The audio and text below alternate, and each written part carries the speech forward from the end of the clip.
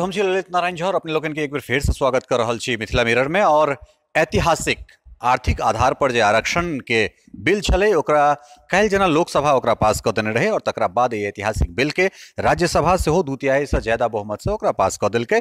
तकरा बाद एकटा ऐतिहासिक कम से कम एनडीए सरकार, नरेंद्र मोदी लेड एनडीए सरकार के ई सबसे प्रमुख जे कोनो काज दीर्घ काल तक याद राखल जेतै, स्मरण कयल जेतै, ताहिमे जे छै से एहि काज के आर्थिक आधार पर जे कमजोर हर धर्म के जे लोक सब छथि तिनका जे आरक्षण देल गेलनि हैं तकरा याद कयल जेतै।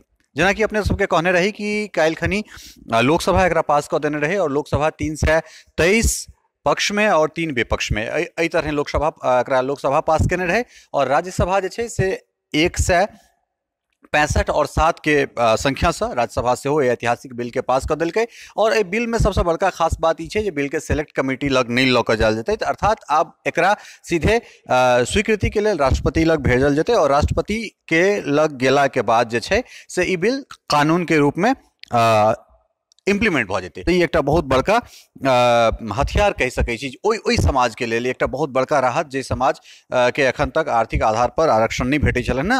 तो हमरा लग फेर आइ से जे छै से आइयो एकटा नमहर पैनल और ओइ पैनल से फेर हम एक बेर अहाँ सबके रूबरू कराबै छी। जहांगीर हमरा संगे छै। जहांगीर भाई, बहुत बहुत स्वागत है आपका। और आज क्या रिएक्शन आपका? कल लोकसभा से पास होने के बाद जो है आपकी प्रतिक्रिया हम लिए थे, आज राज्यसभा इसको पास कर दिया और ऐतिहासिक इस बिल को पास होने के बाद हम जानेंगे क्या आपका क्या राय है इसके विषय। आज हमारे देश का बिल्कुल तारीखी दिन है और आज के बाद जो है देश में एक नया डायरेक्शन शुरू होने वाला है। और आज के दिन को हम न सिर्फ यह है तारीखी कहेंगे, बल्कि इस फैसले को भी जो है जो मोदी सरकार ने लिया था और जिस तरह से बिल को पास करवाया है, ये भी एक बहुत ही तारीखी और हिम्मत और साहस वाला कदम रहा है।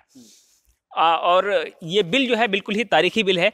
और अच्छा, इसमें एक अच्छी बात ये रही है कि इसमें विपक्ष ने चाहे क्वेश्चन उठाए हों, एतराज़ात किए हों, उन्होंने अपने जो है शुभात रखे हों, लेकिन फिर भी ज़्यादातर लोगों ने सपोर्ट किया है। ये एक बहुत ही अच्छी बात है। मतलब कम से कम यही लोकतंत्र की खूबसूरती है कि आप वहाँ जाइए, आप वहाँ जिरह कीजिए, बहस कीजिए, लेकिन अंत में जीत लोकतंत्र की होनी चाहिए। बिल्कुल बिल्कुल। और आज भी ऐसा ही हुआ है। लोगों ने अपने एतराज़ात रखे हैं, अपने सवालात रखे हैं, लेकिन लोगों की ही यह हित में फैसला लिया है और सबने मिल करके फैसला लिया है। ये बहुत ही अच्छा कदम है और एक बहुत ही मुस्बत कदम कहा जाएगा इसको। फिर हम आपके पास आएंगे। ज्ञानेंद्र सिसोदिया इस वक्त हमारे साथ हैं। ज्ञानेंद्र भाई, बहुत बहुत स्वागत आपका। और किस तरह से देखते हैं आज का जो बिल है जो आप कानूनी रूप लगभग ले चुका है? हालांकि बहुत 8 घंटे का समय तय किया गया था इस पे बहस के लिए। जहांगीर भाई, आप नजदीक आ जाएं। लेकिन इसको 10 घंटे लंबे बहस के बाद अंतोगत्वा इसको पास किया गया।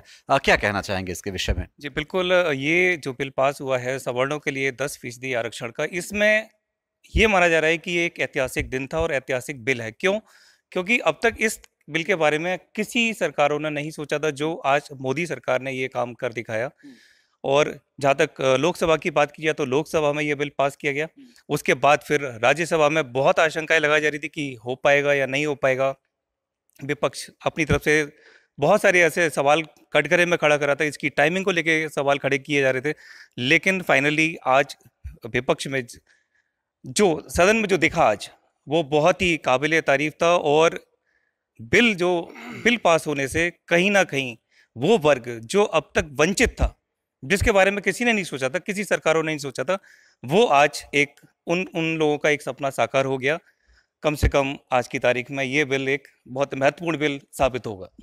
चूंकि हम अगर मंडल कमीशन की अगर बात करें तो मंडल कमीशन 1980 में उस पे काम शुरू हुआ और 1990 मतलब 10 साल का समय लग गया। और यही दलील आज कपिल सिब्बल का भी था कि अर्थात 10 साल लग गया एक मंडल कमीशन को इम्प्लीमेंट करने में, पूरा रिपोर्टिंग से लेके उसको कानून के रूप तक पहुंचाने में। लेकिन 48 घंटे में ये, मतलब क्या कहेंगे इस विल पावर को? बहुत खुश थे कल आप, और आप चूंकि इससे आप लाभान्वित होंगे, प्रत्यक्ष रूप से आप लाभान्वित होंगे। तो 48 घंटे में इस तरह से एक मास्टर स्ट्रोक, मतलब पूरी राजनीतिक दिशा और दशा बदल के नरेंद्र मोदी सरकार ने रख दिया। क्या कहेंगे?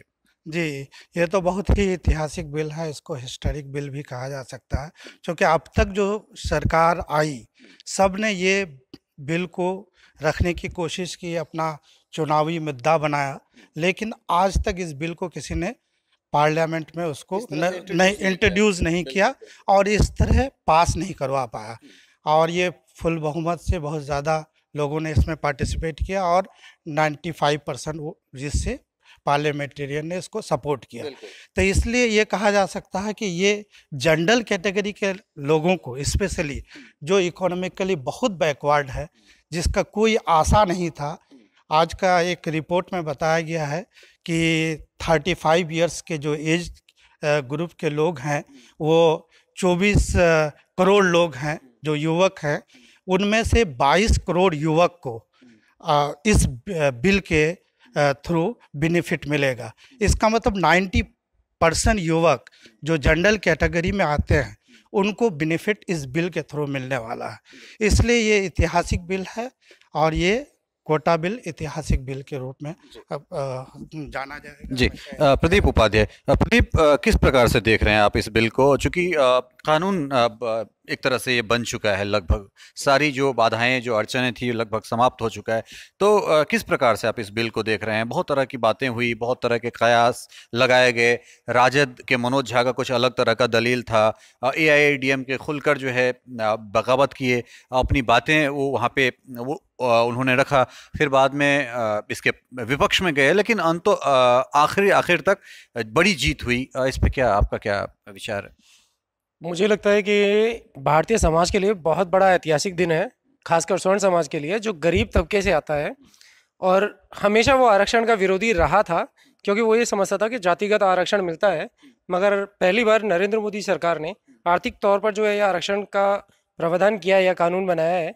इससे समाज में एकता और जो आपस में भेदभाव या हम कहें कि हीन दृष्टि से जो दूसरे समाज को देखता था वो नहीं होगा, मुझे ऐसा लगता है।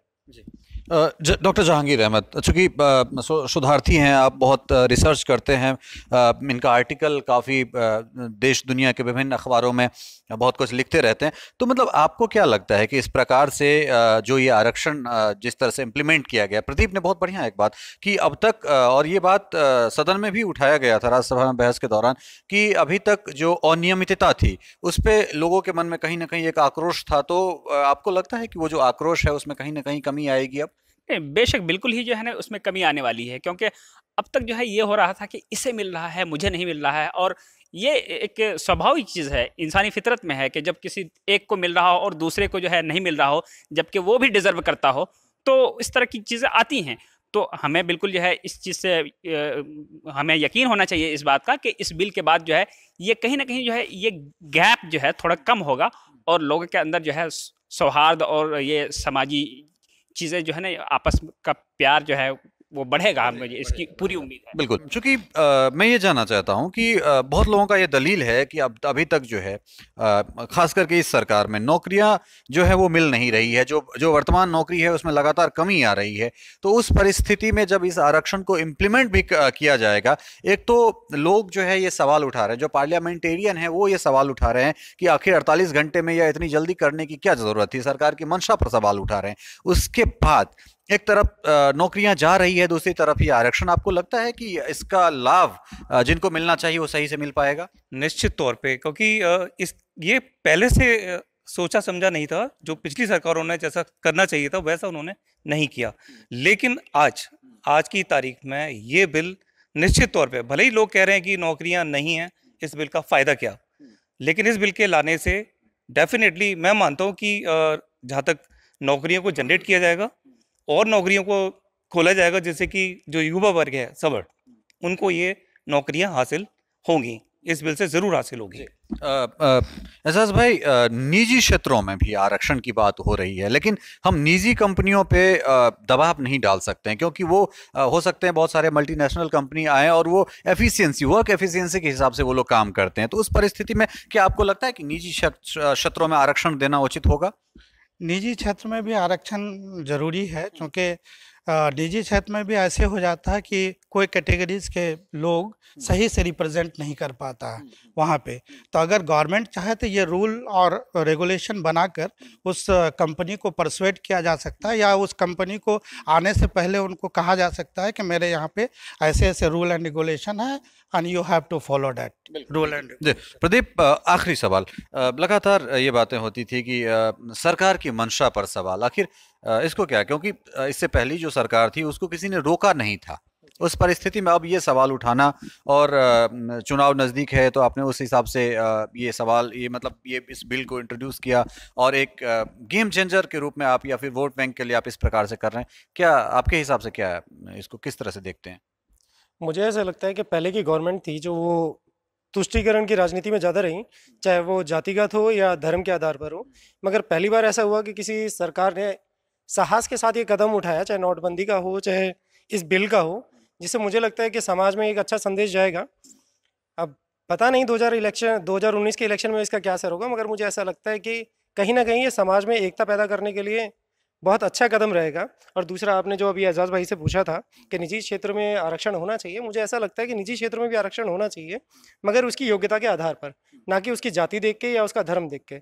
आप यदि वो योग्य है बंदा, तो आप किसी भी कम्युनिटी का हो, किसी भी धर्म का हो, जाति का हो, आप उसे नौकरी दें, चाहे वो निजी सेक्टर हो या सरकारी क्षेत्र हो। एक तरफ अरविंद केजरीवाल सरीखे नेता जो है लोकसभा राज्यसभा दोनों में इसके पक्ष में आते हैं, और फिर अरविंद केजरीवाल और जिग्नेश मेवानी, उनका यह कहना है कि ये जातिगत आरक्षण को खत्म करने की दिशा में एक मतलब पहला षड्यंत्र है। क्या आप ऐसा मानते हैं? नहीं, मैं ऐसा बिल्कुल भी नहीं मानता हूं। और सरकार ने इससे पहले भी इस चीज़ को स्पष्ट किया है। जब बिहार की इलेक्शन के टाइम पे ये सवाल उठा था और सरकार को जो है लोग घेरने की कोशिश कर रहे थे, उस टाइम पे खुद प्राइम मिनिस्टर ने और जो है अमित शाह ने इस बात को जो है बिल्कुल क्लियर किया है कि वो इस पक्ष में बिल्कुल यही है कि जिनको आरक्षण मिला हुआ है वो कभी नहीं खत्म होगा। और जो लोग इस तरह की चीज़ें कह रहे हैं वो कहीं ना कहीं लोगों को भ्रमित करने, राजनीति कर रहे हैं और भ्रमित करने की कोशिश कर रहे हैं। तो निश्चित रूप से हमारे जितने एक्सपर्ट थे उनका यह कहना है कि ये एक ऐतिहासिक बिल है, और निश्चित रूप से ऐसा जैसे सब समाज के, विभिन्न समाज के जैसे तमाम लोग के ऐसा फायदा है। कैमरा सहयोगी अंकुर पांचाल के संग ललित नारायण झा, मिथिला मिरर, दिल्ली।